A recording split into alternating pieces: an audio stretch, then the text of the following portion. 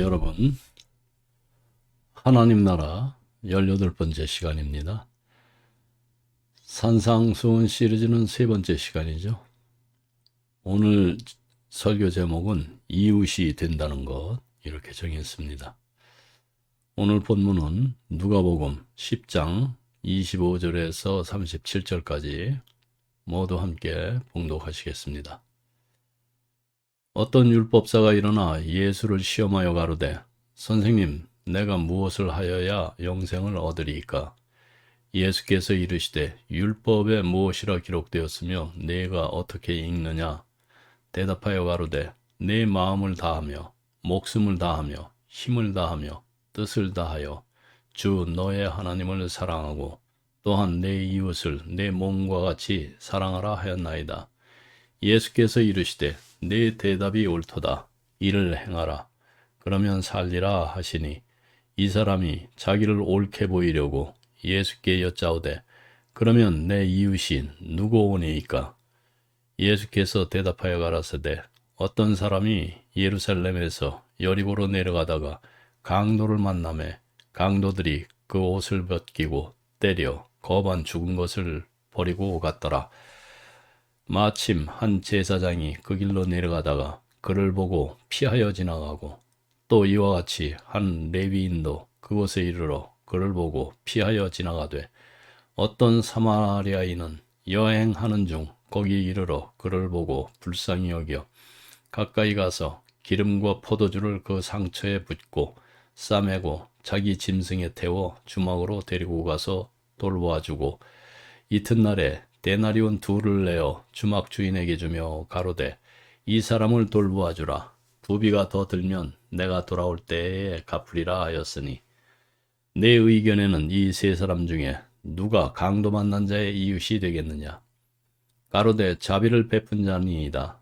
예수께서 이르시되, 가서 너도 이와 같이 하라 하시니라. 네, 아멘. 첫 번째 이야기가 이제 주제가 함정을 판 사람이 함정에 빠지죠.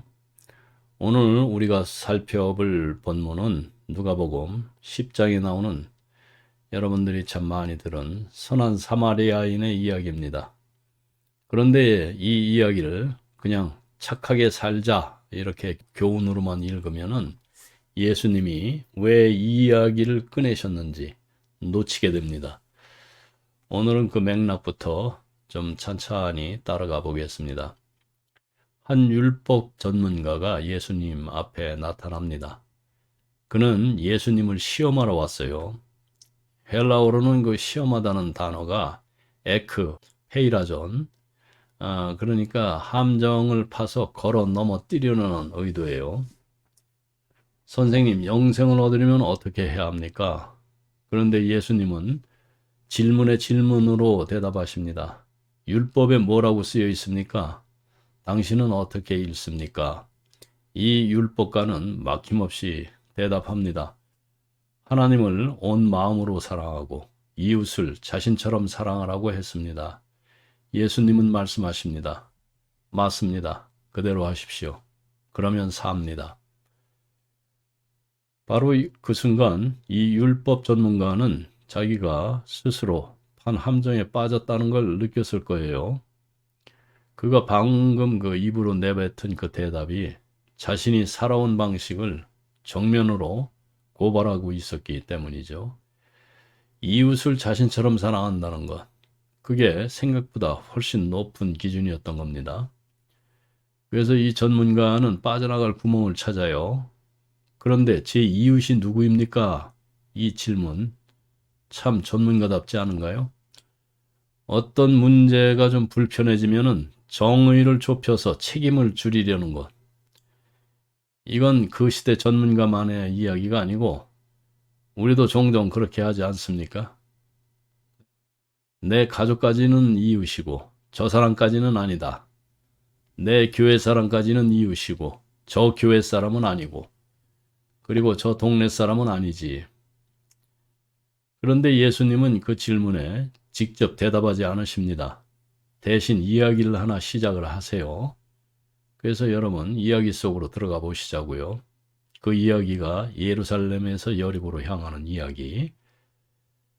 예루살렘에서 여리고로 내려가는 길, 그 길은 당시에도 아주 험하기로 유명했습니다. 꾸불꾸불한 그 산길을 따라서 약 27km를 내려가는 그 길은 꽤 길죠, 산길이. 네. 피의 고개라는 별명같이 붙어 있을 만큼 강도가 자주 출몰했습니다. 어떤 남자가 그 길을 가다가 강도를 만납니다. 옷이 벗겨지고 심하게 맞아서 반쯤 죽은 채 길가에 버려집니다. 그때 제사장 한 명이 그 길을 지나갑니다. 성전에서 봉사하는 사람이에요. 하나님의 일을 하는 사람입니다. 그런데 피투성이가 된 사람을 보고는 슬며시 반대편으로 돌아서 지나쳐갑니다. 뒤이어서 레위인도 옵니다. 성전 음악을 맡고 또 예배 보조를 하고 율법을 가르치던 사람들이에요.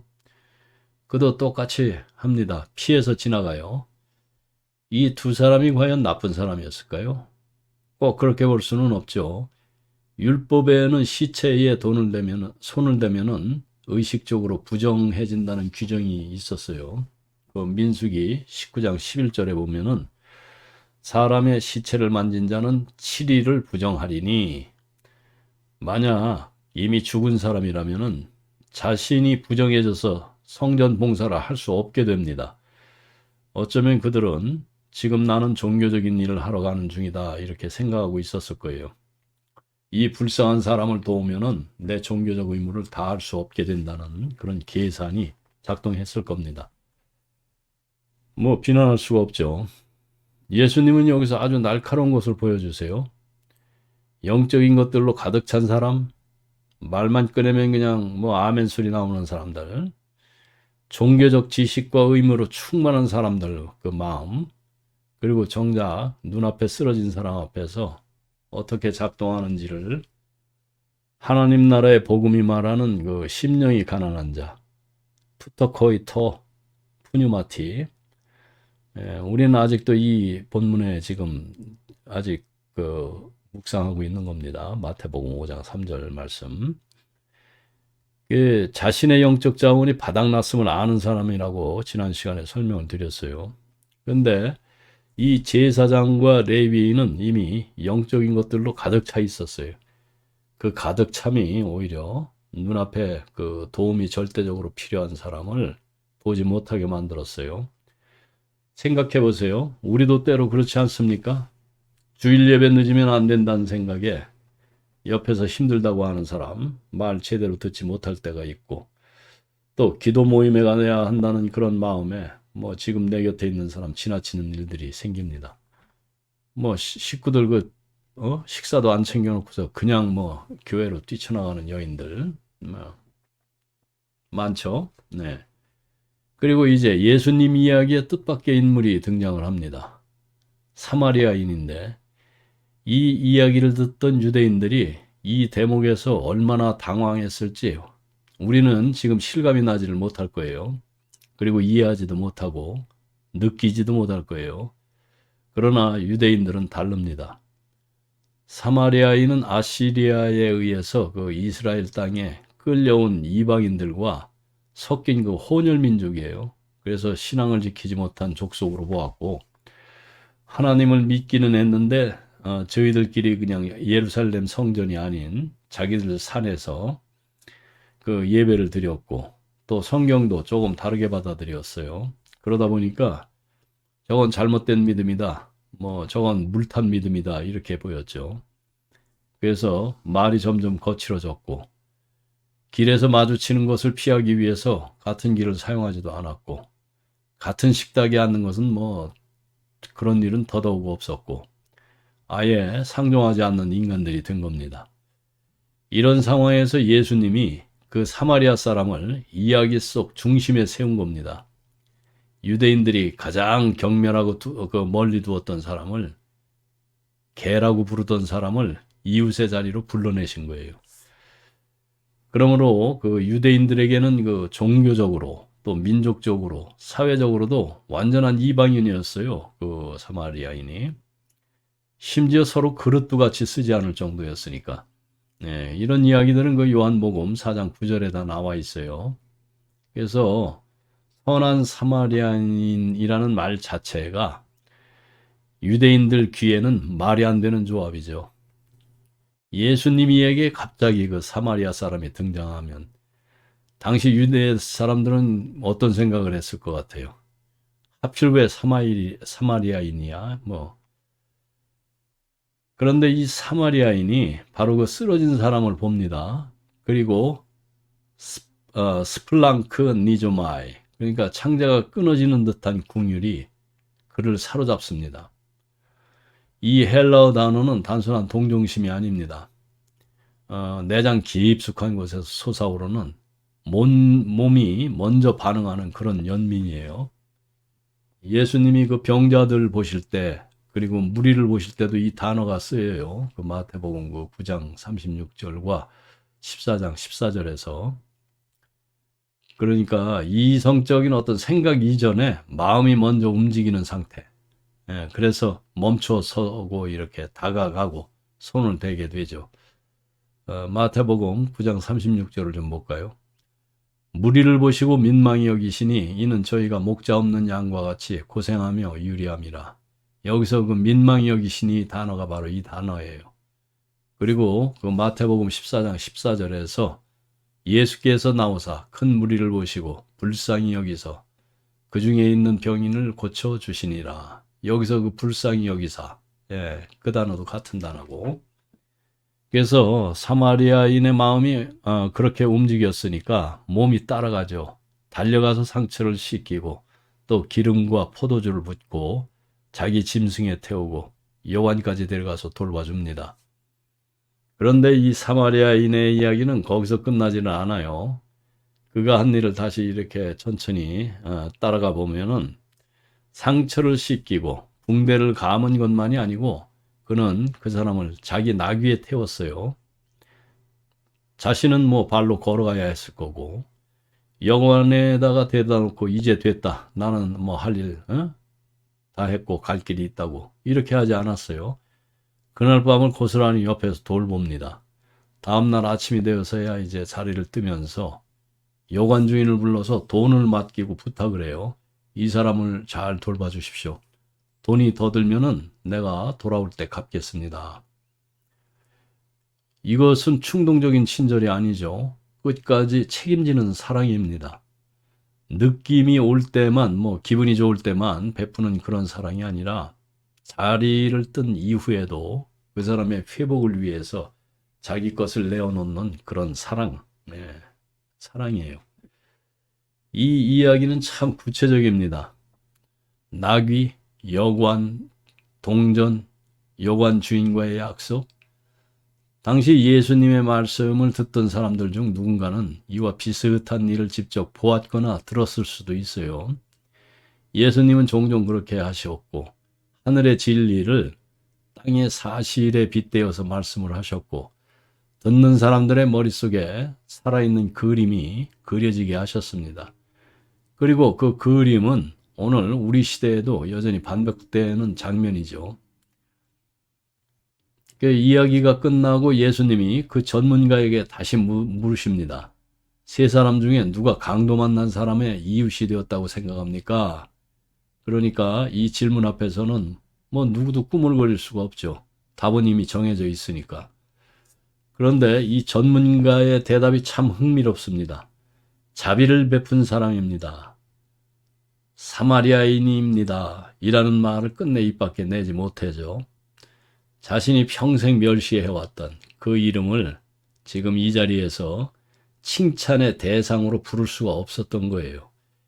인간들의 그 편견과 자존심이 그 아무 쓸데없는 무엇 같은 자존심이 얼마나 질기고 끈질긴지를 이 짧은 대답이 아주 고스란히 보여주죠. 예수님은 그 어색한 대답을 정정하지 않으셨어요. 다만 이렇게 말씀하십니다. 가서 너도 그리하시오. 이 본문이 가르쳐주는 가장 깊은 그것이 여기 있는데 이웃은 찾는 것이 아니라 만들어가는 것입니다. 그 율법가의 질문은 이렇게 시작해요. 내 이웃이 누굽니까? 이웃을 이미 정해진 어떤 범주로 생각을 한 거예요.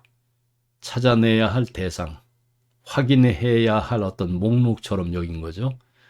그런데 예수님의 이야기는 전혀 다른 방향으로 움직입니다. 사마리아인은 쓰러진 그 사람이 누구인지 먼저 확인하지 않았고, 유대인인지 사마리아인인지 아는 사람인지 아니면 모르는 사람인지 따지지 않았어요. 그가 그 사람에게 달려갔을 때 그 사람은 사마리아인의 이웃이 되죠. 그래서 우리가 해야 할 일은 먼저 이웃의 명단을 작성하는 것이 아닙니다. 내가 사랑할 사람의 범위를 미리 정해놓고 그 안에 드는 사람만 돌보고 나머지는 그냥 방치해버리고 잊어버리고 그냥 두는 것, 그것은 예수님이 말씀하시는 사랑의 방식이 아닙니다. 예수님은 그 전문가가 던진 질문을 조용히 그러나 완전히 다른 질문으로 바꿔 놓으시죠. 나는 누구에게 이웃이 될 것인가? 이것이 예수님이 우리 손에 쥐어주시는 그 진짜 질문이에요. 이 질문에 대한 답은 즉석에서 아니면은 아침에 일어나서 한 번에 다 대답할 수 있는 것이 아니에요. 오늘 내 이웃이 누구인지 우리는 아침에 눈을 뜰 때 그때까지도 아직 모릅니다. 출근길에 장을 보러 가는 중에 전화 한 통을 받는 순간 아니면은 그때그때 만나는 사람 앞에서 비로소 결정되는 것이에요. 그러니 이 질문에 대한 답은 하루를 살아가면서 한 장면 한 장면마다 새롭게 주어집니다. 그 순간순간 우리를 움직이는 것이 무엇이냐? 그것이 결정적인 것이에요. 그것이 바로 마음의 상태입니다. 그게 여러분들의 영적 상태예요. 사마리아인이 그랬던 것처럼 쓰러진 사람을 보는 순간 창자가 끊어지는 그 마음이 있느냐 없느냐가 내가 이웃이 될 것인지 아닌지를 결정해요. 그리고 그 마음을 가능하게 하는 것이 있어요. 바로 하나님에 대한 믿음입니다. 믿음이 깊을수록이 하나님이 나를 먼저 사랑하셨다는 것이 아예 그냥 뼛속까지 자리 잡을수록 낯선 사람을 향하여 걸음을 옮기는 힘이 강하게 생깁니다. 그런데 여러분들 한번 생각을 해보세요. 만약 예수님이 오늘 이 자리에 계시다면 우리 시대에 예수님이 이 이야기를 다시 하신다면 그 이야기 속 인물들은 아마 상당히 달라졌을 겁니다. 선한 사마리아인이란 말은 이제 우리에게 너무 익숙한 표현이 됐는데 착한 사람들을 가리키는 일반 명사처럼 쓰이고 심지어 법률 용어도 자리를 잡았어요. 위험을 무릅쓰고 남을 도운 사람을 법적으로 보호해주는 그 선한 사마리아인법이 생겼죠. Good Samaritan Law. 이게 또 여러 나라에 있습니다. 미국에서는 주마다 좀 다른데 그러나 도와주다가 문제 생길까 봐서 그냥 지나치는 것을 막기 위한 법인데 독일은 아예 위급 상황에서 도울 수 있는데도 방치하면 형사 책임을 묻습니다. 그럼 우리 조국 한국은 어때요? 2016년도에 겨우 그 응급처치과장에서 생긴 결과에 대해서 고의나 그 중과실이 없으면 형사 책임 감면, 그래도 여전히 도움 의무는 강하지는 않죠. 네, 이래가지고서 1등 국민이 되겠어요? 이따위로 해서. 어찌하였든 바로 그 익숙함이 문제입니다. 그 이야기가 처음 선포되던 날, 그날 듣는 사람들의 그 가슴을 서늘하게 만들었던 그 충격이 우리에게는 거의 느껴지지가 않는데 예수님이 오늘 이 자리에서 같은 얘기를 하신다면은 그 자리에 앉아 있는 사람들이 가장 불편하게 여기는 이름을 그 자리에 넣으실 겁니다, 아마. 지금 이스라엘에서 말씀하신다면은 선한 팔레스타인의 이야기를 하셨을 겁니다. 팔레스타인 땅에서 말씀하신다면은 선한 이스라엘의 이야기를 꺼내셨을 것이고, 미국이라면 어떨까요?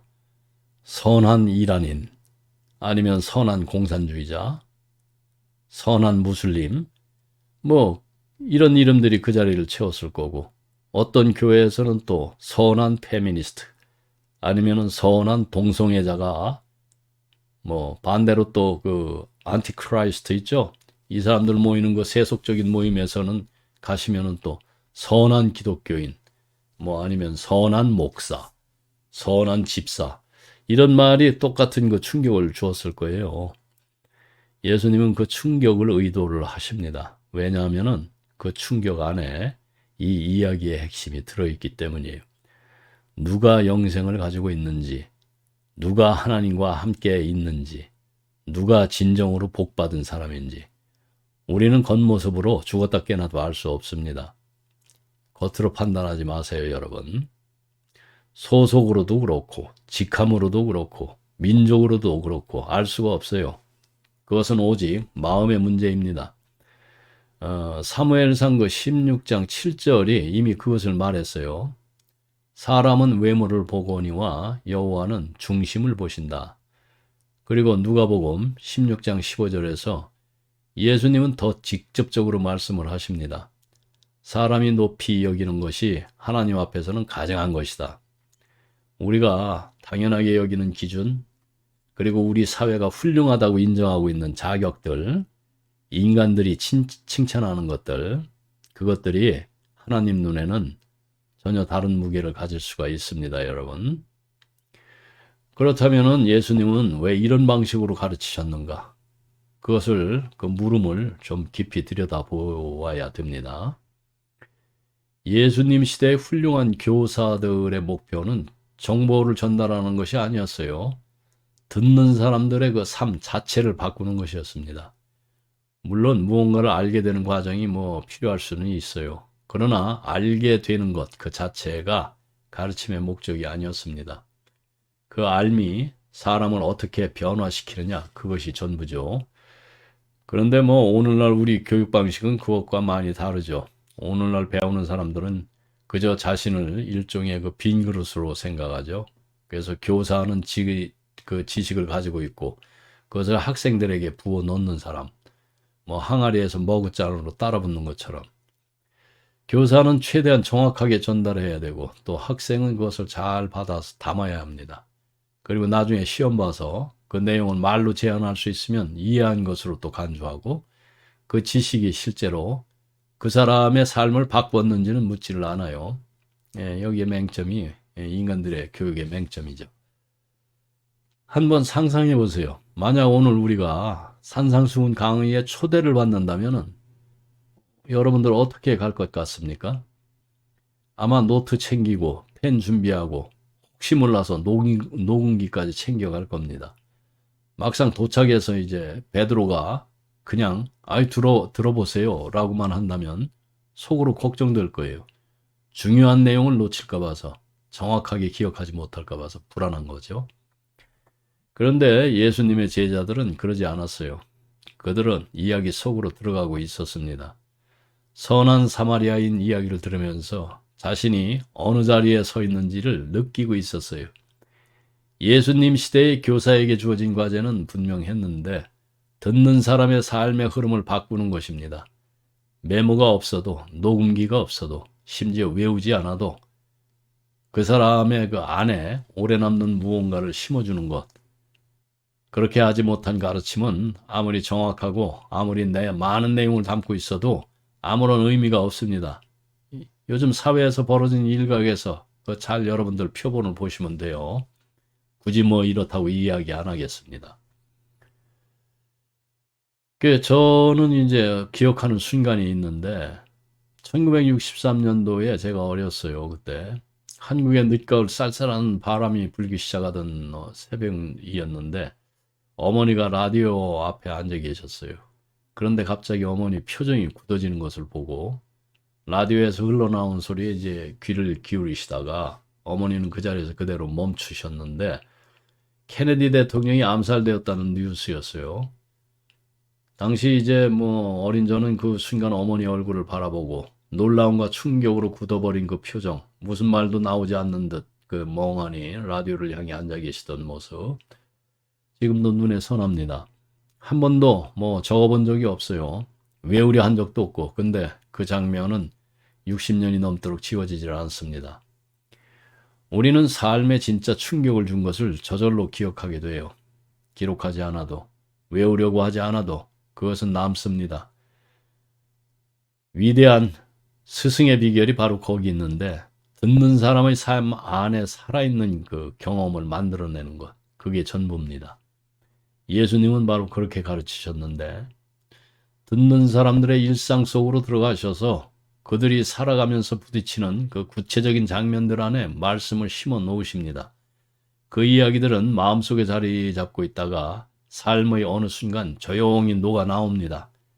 우리가 원하든 그렇지 않든 선한 사마리아인 이야기는 누군가를 외면하는 순간 우리 안에서 다시 말을 걸죠. 예수님은 이렇게 가르치셨을 뿐만 아니라 하나님 나라의 제자인 우리에게도 같은 방식으로 가르치라고 하셨어요. 마태복음 13장 52절에서 예수님은 이렇게 말씀하십니다. 천국의 제자 된 서기관마다 마치 새 것과 옛 것을 그 곳간에서 내오는 집주인과 같으니라. 우리가 함께 살아가는 삶의 구체적인 자리에서 하나님 나라의 현실을 보여줄 때에 그것은 듣는 사람의 그 머리가 아니라 삶과 마음에 닿습니다. 여러분, 다른 이들에게 친절하세요. 그것이 여러분들이 사랑하는 겁니다. 그리고 그들은 그것을 기억하기 위해 굳이 적어둘 필요가 없어요. 네, 오늘 말씀은 여기서 마치도록 하겠습니다. 모두 함께 기도하시겠습니다. 하나님 아버지, 오늘 말씀으로 다시 묻습니다. 너는 누구에게 이웃이 되고 있느냐? 바쁘다는 이유로, 종교적인 일을 핑계로 눈앞의 사람들을 지나친 우리의 마음을 돌아봅니다. 우리 안에 사마리아인의 긍휼을 심어주시고 먼저 멈추고 먼저 다가가는 사람이 되게 하옵소서. 이웃을 찾기보다 이웃이 되는 삶으로 우리의 발걸음을 바꾸어 주시옵소서.